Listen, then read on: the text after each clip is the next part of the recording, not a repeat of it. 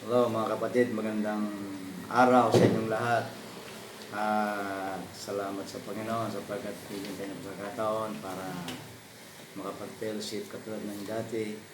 Kaya lang walang inyong presensya, pero ang presensya ni Lord ay sumasa bawat tao. Tayo ngayon ay nasa presensya ng banal na Espiritu. Salamat sa Panginoon. Bago tayo patuloy, tayo po ay manalangin. Dakilang Diyos, Ama naming banal na sumasalangit, sinasamba ka namin, pinapasalamatan sa araw na ito na ipinagkaloob sa amin upang makasama namin ugad ang iyong banal na Espiritu at ang salita mo ugad ang aming tugbulay-bulayan. Dalayan po namin ang iyong pagpapala. Salamat, pinupuri ka namin, pinapasalamatan sa Kristo sa Panginoon Jesus. Amen.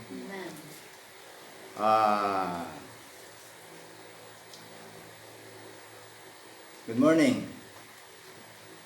Ngiti naman kayo dyan. Kami dito po ay masayang masaya. Kahit na wala kayo.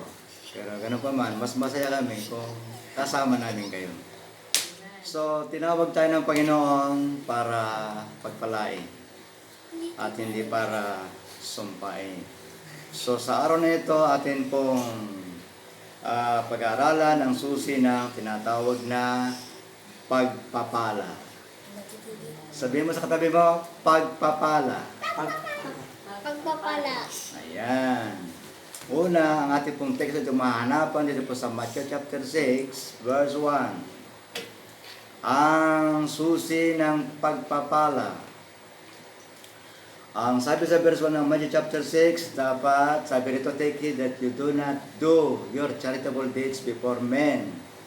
Kung tayo raw po ay bibigay ng kaloob-tulong sa ating kapwa, dapat hindi pakitang tao.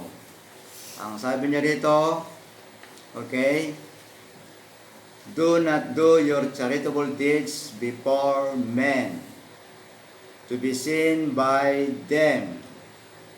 Yun po, dapat pag tayo ay tutulong, magbibigay sa ating kapwa, dapat hindi pakitang tao. Pangalawa, do not sound a trumpet before you. Huwag natin ipagkalandakan.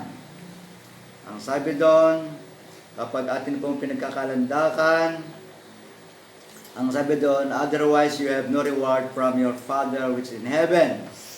Verse 2, therefore when you do charitable deed, do not sound a trumpet before you as the hypocrites do in the synagogue and in the street, that they may have glory from men. Assuredly I say unto you, they have their reward. But when you do charitable deed, do not let your left hand know what your right hand is doing, that your charitable deed may be in secret. And your heavenly Father who sees the secret will Himself rewards you openly. Gagantimpalaan ka ng Panginoon. Okay.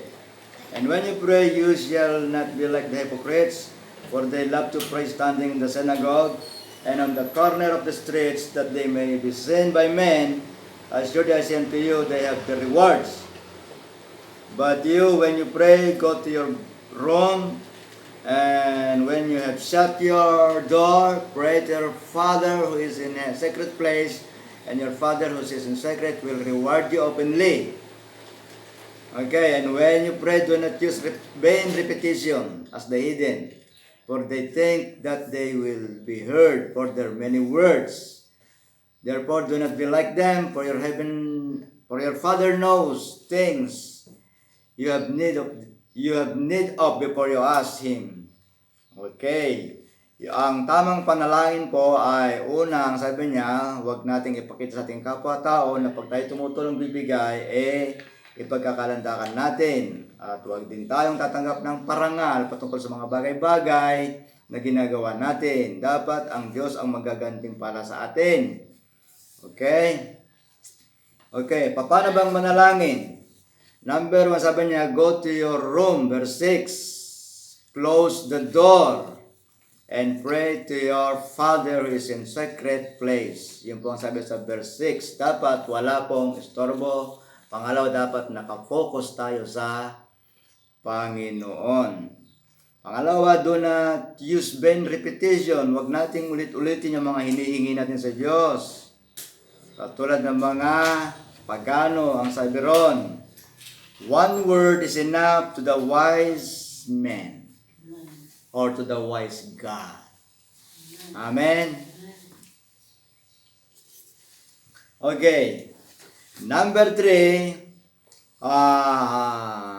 Father knows your need even before you ask. Alam ng ating Amang sumasalangit yung kailangan natin bago pa man tayo humingi. Ang tanong, ba't kinakailangan pa tayong manalangin, humingi? Alam na nga niya. Ang sabi sa James chapter 4 verse 2, okay, kung hindi tayo hihingi, hindi tayo tatanggap, hindi tayo bibigyan. Kaya, sabi naman sa Mark chapter 11, 34, Mark 11 chapter 11 verse 24, okay, kung tayo ay hihingi sa Diyos, manampalataya tayo, matatanggap natin. Ang sabi rito, have faith in God. Di ba? Ang sabi po sa Matthew chapter Mark 11:24, therefore I say unto you, whatever things you ask, what you pray, believe that you receive them and you will have them. Yan. Okay, kinakailangan tayong humingi na may pananampalataya para tayo pagkalooban ng Panginoon. O yun po yung mga do and don't when it comes to prayer. Okay. Ngayon, ano ba ang tamang panalangin? Okay, ang sabi sa Matthew chapter 6 verse 9, ganito kayo manalangin. Ama naming sumasalangit. Our Father. Our, ano ba yung our? Ama namin. So, hindi lang ikaw ang anak. So, huwag natin gagayan si Kibuloy. O, di ba? O. Ganon. Ang ibig sabihin ng our Father, kapag mananalangin ka sa Ama, hindi lang yung sarili mo ang ipinapanalangin mo, hindi lang yung sarili mo ang inihingi mo, kundi yung kapakanan, yung pangangailangan din ng iba. Ganon. No, kararag tayo, sabi sa Ilocano, iramraman tayo sa baling nga tattao, hanggat nabukbukod tayo laing. Adjati, gusto nga panagkararag nga dajay naga ng amami. Our Father, which art in heaven. So, paano ka naging anak ng Diyos? Hello? Oh, hindi lahat ng tumatawag sa Ama ay Ama-Ama pinapakinggan niya. So, dapat alam mo yung rights mo kung paano ka magiging anak ng Panginoon. Yun po ang sabi ng Biblia. Ang sabi sa John chapter 1 verse 12, ang lahat ng tumanggap at sumampalataya sa ating Panginoon Jesucristo ay pinagkalooban ng Diyos ng karapatan na maging mga anak niya. So si Kristo ang susi para tayo mapabilang sa sangbahayan o anak ng Diyos. Yan. Being born again. Yan po ang sabi po ng John chapter 1 verse 12 and 13. Basahin po natin. John chapter 1 verse 12 and 13. Sabi po rito, as many as received Him, Jesus, to them He gave the right to become children of God. For those who believe in His name, who were born not of the blood, nor of the will of the flesh, nor of the will of man, but the will of God. So yan po ang karapatan natin na mapabilang sa pamilya ng Diyos. Yung salita pong born again. Born again, ito po ay kapamaraanan ng Diyos at hindi ng tao. At ang reference niyan, in addition, dun po sa John chapter 3, verse 3, about the account of Nicodemo, the ruler of the Jew. Pwede niyong basahin yon. Okay, birang karugtong ng ating teksto. So, ito po, balik po sa teksto natin, yung pong tamang panalangin. Our Father which art in heaven. Ayan. O, pangalawa, okay, hallowed be your name. Ano ba yung salitang hallowed? Sa Tagalog, sambahin. So, bago ka hihingi, dapat luwalhatiin mo muna ang Diyos. Praise God, glorify God, exalt God, worship God. Kaya nga, hallowed be, hallowed be, hallowed be. Okay? I-glorify mo siya because He is holy. Okay, holy be your name. Diba? Sabi doon, what name? The name of our Lord Jesus Christ. Yan po yung binigay na pangalan. Kaya ang pangalan ni Kristo ay banal. Galing sa langit. Dapat igalang. Dapat sambahin. Dapat hindi gagamitin sa mali. Yan. Sabi nga sa Ten Commandments, thou shalt not take the name of the Lord your God in vain. Kasi kasalanan. Kaya bigyan natin ng parangal, salamat, pagpuri ang pangalan ng ating Panginoon. Okay. Pangatlo, ang sabi doon, your kingdom come. Kung mayroong kingdom, ano bang kingdom? Kaharian. Kung may kaharian, mayroong hari. Kung may hari, mayroong mamamayan. Ang tawagin na inhabitants. If there is kingdom, there is king. If there is king, there is inhabitants. Yan, si Kristo, siya ay king. At ang kanyang kingdom, nasa langit. Tama? Siya ay nagkatawang tao, okay, para bawiin ang kanyang kaharian dito sa ibabaw ng lupa. Yan. Ang history niyan, kung bakit babawiin niya, kasi ang unang taong si Adan, pinagkalooban nito ng authority para pamunuan ang sangkalupaan, pero dinaya siya ng kaaway. Walang iba kung hindi si Satanas. Kaya yung kaharian na ibinigay ng Diyos sa tao, nalipat kay Satanas.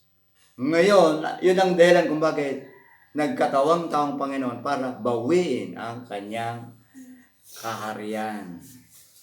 Ganon po yun. Your kingdom come. Okay? Pangalawa, your will be done. Ano ba yung your will be done? Sundin ang kalooban mo dito sa lupa katulad sa langit. Sino ba ang sinusunod natin? Ang batas ng tao o ang batas ng Diyos? Batas ng Diyos. Ang batas ng Diyos. Kung ang batas ng Diyos, dapat aalamin natin kung ano ang kalooban ng Diyos sa langit para maipamuhay natin ang kalooban niya dito sa ibabaw ng lupa. Sa paanong para natin maunawaan o may pamumuhay ang batas ng kaharian, okay, ng langit dito sa ibabaw ng lupa sa pamamagitan ng kanyang salita. Ang salita ng hari. Si Kristo ay hari. At ang hari, ang salita ng hari, hindi ito mababali. Yan. Kaya nga, itong aklat nito, ito ang salita ng hari. Walang iba kung hindi si Jesus Christ. Kaya para makilala mo si Kristo, maunawaan mo ang kanyang kalooban, ang kanyang batas, babasahin mo ang banal na kasulatan. Ang sabi doon, your kingdom come, thy will be done, sundin ang loob mo dito sa lupa katulad ng nasa langit. Ayan. Okay. So, ang tumutulong sa atin para maipamuhay natin ang batas sa langit ay walang iba kundi ang Holy Spirit. Okay, siya ang number 1 na tumutulong sa atin. So, susunod, pang-anim, ang sabi rito, give us today our daily bread. Bigyan mo kami ng aming kakainin sa araw-araw. Yan. Okay? Ano pa? Pang-pito. Repent and forgive. Patawarin mo kami sa aming mga kasalanan, katulad ng pagpapatawad namin sa mga nagkasala sa amin. Ang ibig sabihin nun, kapag nakagawa ka ng mali, hingi ka ng tawad sa Panginoon. Kapag kami nakagawa ng mali sa iyo, dapat magpapatawad ka. Kasi kung hindi ka magpapatawad, mananatili sa loob mo ang galit o sama ng loob, maging yung Ama mong sumasalangit, hindi sasagutin ang iyong mga panalangin. Yan ang sabi dito sa Mark chapter 11 verse 24 and 25. Ang sabi rito, okay, nakailang minuto na ba tayo?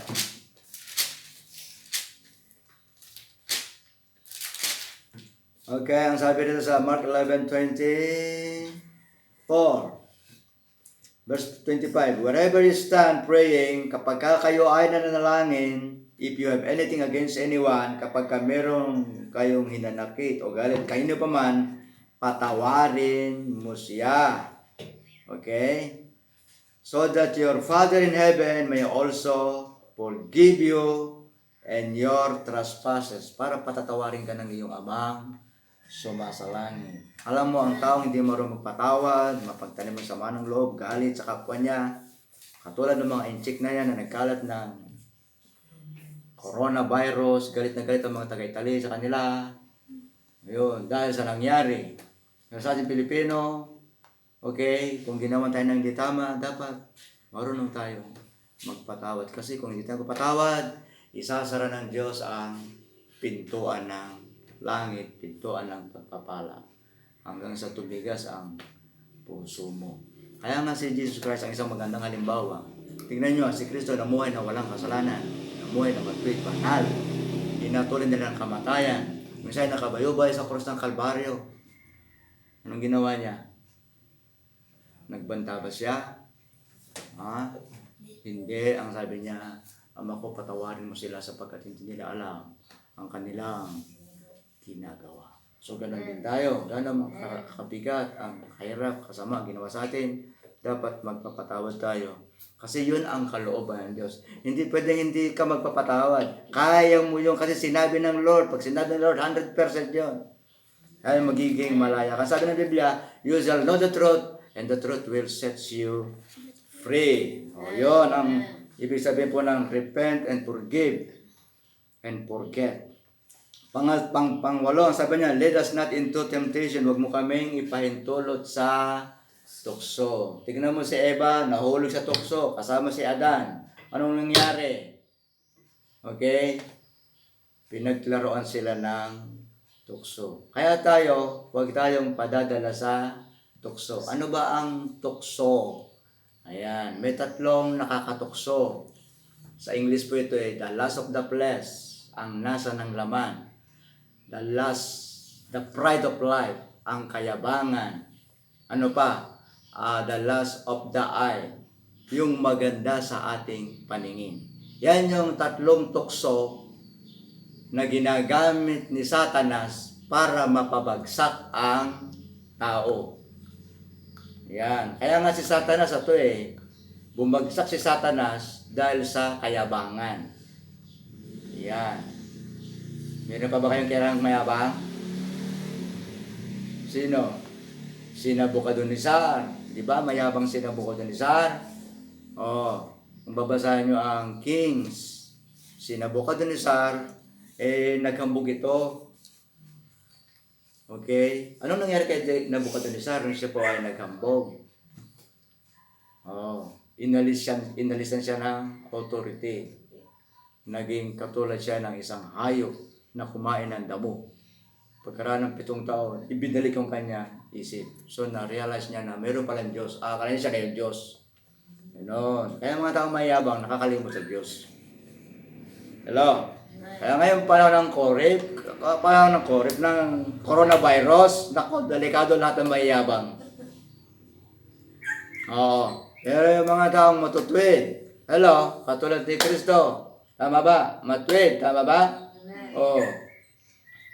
Kaya nga sabi sa dun sa Matthew chapter 5, mapapalad ang mga aba. Walang ibang inaasahan kundi ang Diyos. Mapapalad ang mga uhaw, gutom, dahil sa katwiran. Tama ba? Sapagkat sila ay pupuspusin. Mapapalad ang mga mahabagin. Bakit sila ay kahabagan? Mapapalad ang may malinis ang puso o motibo sa pagtulong sa kapwa, hindi naghahangad ng kapalit. Ang sabi doon, makikita nila ang Diyos. Makikita nila ang langit. Hindi si Satanas at hindi ang impyerno. Higit sa lahat, sabi doon, mapapalad tayo kapag pinag-uusig tayo dahil sa pagsunod natin kay Kristo. Paano kung itong coronavirus nito nagpatuloy hanggang 3 buwan? Anong gagawin natin? Magpapatuloy pa ba tayo sa fellowship o hindi na? Magpapatuloy pa rin po tayo. Pag-ibanghelyo, magpapatuloy pa ba natin? Ipagpapatuloy pa natin hanggat hindi dumarating ang ating Panginoong Jesucristo. Bakit? Kapag wala ng solusyon ng mundo, ang Panginoon meron pa rin siyang solusyon. Maniniwala po ba mayroon? Meron, mga kapatid. Ikaw at ako pwedeng gamitin ng Panginoon para magpagaling ng mga may karamdaman. Si Kristo ay nagpagaling ng maraming karamdaman. Si Kristo ay bumuhay ng mga patay. Ang sabi nga ng Biblia, higit pa ang maaari nating gawin sapagkat pinatunayan ng Diyos na si Kristo ay buhay at lahat ay dapat magsisi at magbalik loob sa Panginoon. So, lead us not into temptation, pang-siyam, but deliver us from the evil one. Iadya mo kami. Ano ba yung salitang deliver us? Deliver us. Iadya sa Tagalog ito yung deliver us. Huwag mo kaming iadya sa masama. Ibig sabihin nito, deliver us from the evil one. Huwag nating hayaan na si Satanas ang kokontrol sa ating buhay. Tama ba? Huwag si Satanas ang kokontrol sa ating buhay. Merong kingdom of darkness, meron ding kingdom of light. Tama ba? Si Satanas, meron siyang kingdom. Ang kingdom ni Satanas, kingdom of darkness. Tama ba? Amen. Katulad ngayon, ang mundo, ang sabi ng Biblia dito sa Isaiah chapter 60, ang sabi rito sa chapter 6 ng Isaiah, behold, darkness shall cover the earth. Narito sabi niya, ang kadiliman ay lililiman ang buong lupa, and deep darkness the people. At pati ang mga tao ay lulukuban ng kadiliman. Tingnan nyo ngayon, anong ibig sabihin ng kadiliman? Kamatayan. Katulad ng coronavirus na yan. Yan ay spirito ng kadiliman na lumulukob ngayon sa buong mundo. Ang kadiliman sumisimbolo ng tinatawag na kamatayan. Paano pag wala ng lunas ang virus na yan? Anong gagawin ng mundo? Magkukulaps ang economy. Pero merong mabuting balita.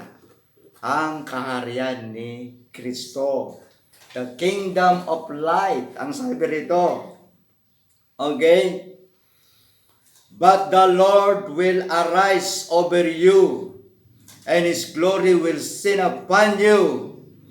Arise, shine, for your light has come, and the glory of the Lord is risen upon you. Tignan nyo, si Kristo ang liwanag ng sangkatauhan. At nung tanggapin natin si Kristo, okay, siya ang naging liwanag ng ating buhay. Kaya tayo ay liwanag ng sanlibutan dahil tinanggap natin ang liwanag, ang buhay na nagmumula sa Panginoon. Amen. Yan po ang sabi rito sa 1 Peter chapter 2 verse 9. Okay? 1 Peter chapter 2 verse 9. Ang sabi rito,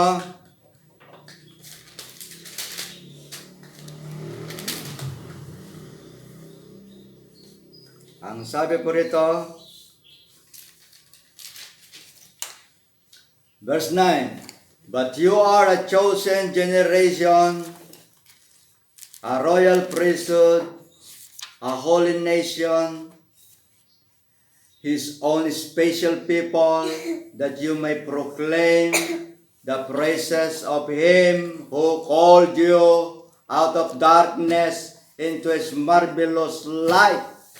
Tingnan nyo, tinawag tayo ng Diyos mula sa dilim para magningning. Ano yon? Liwanag na yon. Yung liwanag ng mabuting balita. Ano ba ang mabuting balita? Ito po ang sinasabi sa Lucas chapter 4. Lucas chapter 4 verse 18. Ang sabi rito, the Spirit of the Lord is upon me, because He has anointed me to preach the gospel to the poor. He has sent me to heal the brokenhearted, to proclaim liberty to the captives, and the recovery of the sight of the blind, and to set at liberty those who are oppressed, and to proclaim the acceptable years of the Lord. Yan po ang mabuting balita. Wala pong iba kung hindi ang ating Panginoong Jesucristo. Okay, ang buhay na siyang pinagmumulan ng liwanag at pag-asa ng sangkatauhan. Tandaan natin ang pang-10, sabi niya, for thine is the kingdom, the power and the glory forever and ever. Ang kaharian ng Diyos ay hindi mabibigo. Si Kristo ay maghahari magpakailan-kailanman. Ang sabi ng verse 10 ng Matthew chapter 6 verse 10, for yours is the kingdom, the power and the glory forever and ever. Ang pangako ng Diyos, kung sino man ang magtatagumpay, katulad niya nagtagumpay, maghaharing kasama niya. So yan po ang susi ng pagpapala na ipinangako ng Panginoon sa atin. The keys of blessing. Dapat manalangin tayo ng tama. Amen. Amen. So tayong lahat ay magpasalamat sa Panginoon. Dakilang Diyos, sama naming banal, salamat sa mabuting balita, ang buhay at liwanag na nagmumula sa iyo upang ang aming buhay sa mundong ito ay magliwanag na katulad po ng aming Panginoong Jesucristo. Dalangin ko nga po, Panginoon, na iyong ipinangako sa banal na kasulatan. O God, ang sinimulan mo, O Diyos, ay ipagpapatuloy mo pa rin. Tutulungan mo kami, Panginoon, na magawa namin ang ipinapagawa mo. Panginoon, salamat sa pangako mo na Praise you, Father. sa Acts 1:8, tatanggap kami ng kapangyarihan. Yes, Panginoon, sa Lucas chapter 4 verse 18, yung anointing of God ng mabuting balita. Walang iba kundi ang kapangyarihan ng iyong banal na Espiritu. Salamat sa John chapter 14 verse 12, Panginoon.